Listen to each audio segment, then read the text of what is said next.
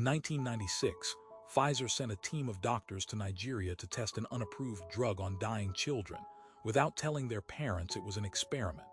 11 children died. Dozens were left blind, deaf, or paralyzed. Pfizer paid $75 million to make the lawsuits disappear. Every family who accepted the money was legally forbidden from ever talking about it. The executive who signed off on the trial retired with full benefits. No one was ever charged. So why has no one ever told you this? For decades, Pfizer has marketed itself as the company that saves lives. White coats, laughing children, families reunited. Their tagline is "Science will win." In 2021, when their mRNA vaccine put their name on every front page on Earth, approval ratings hit an all-time high. Pfizer was the hero, the trusted institution, the company governments called first. That reputation was a century in the making. And it was carefully, deliberately managed, starting with what happened in a hospital ward in northern Nigeria 30 years ago. In 1996, a bacterial meningitis epidemic swept through Kano, Nigeria. Thousands of children were dying. Pfizer had a new antibiotic called travafloxacin. It had never been tested on children for meningitis. It had never been approved for children at all. But Pfizer needed clinical data, and the FDA approval clock was ticking. So they flew a team to Kano, set up directly adjacent to a Médecins Sans Frontières clinic that was already treating children with proven drugs, and began enrolling patients. 200 children. Sick, terrified, many in critical condition. Their families were handed consent forms written in English. In a region where the dominant language is Hausa, no translators were provided.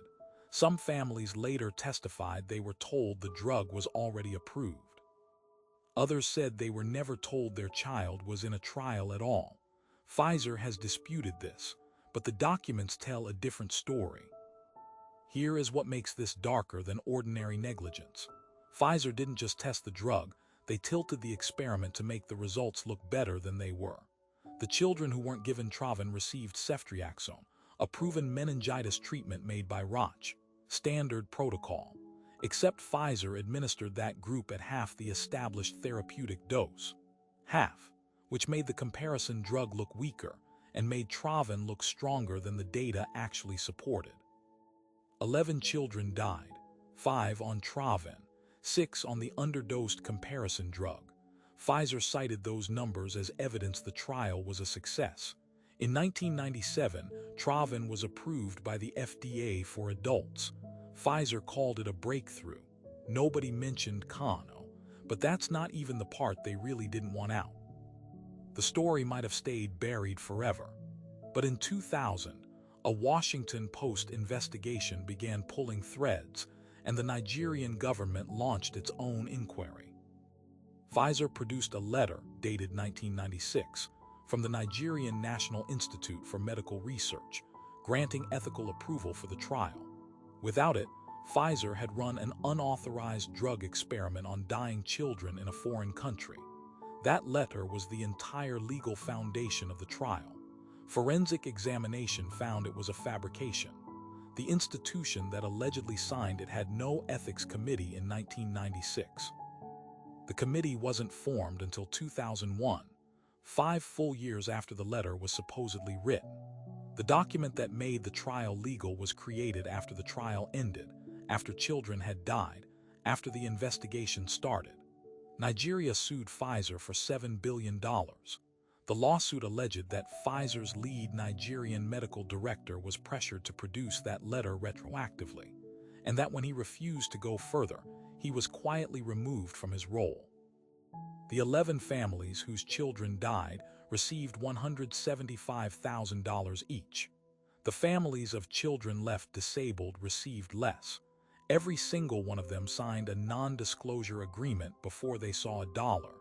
They were legally prohibited for life from speaking publicly about what happened to their children. In 2009, Pfizer settled with the Nigerian government for $75 million.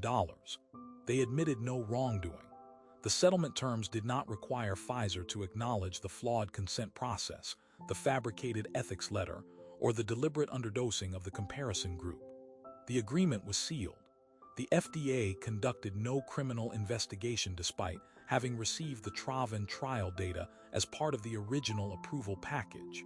No executive was charged. Travin was eventually pulled from the global market in 1999, not because of the Nigerian children, because of liver failure cases in European adults. Before the trial even began, a Pfizer researcher named Dr. Juan Walterspiel had written a letter to the company's chief medical officer warning that the trial was ethically compromised and should be stopped. Pfizer fired him. His warning was never disclosed to Nigerian regulators. The Kano trial was not an accident. It was a decision, made by people with names, titles, and bonus structures tied directly to getting Travin approved on time. The forged document, the underdosed comparison group, the NDAs, the $175,000 per dead child, each of those was a choice. Someone made it. Someone approved it. Someone signed it. None of them were charged. The regulatory framework that let this happen, where companies submit their own trial data, control their own documentation, and settle lawsuits under seal, is the same framework overseeing every drug trial running right now. So the real question was never what Pfizer buried in Kano. The real question is what's being buried today, and how many people in how many boardrooms already know the answer.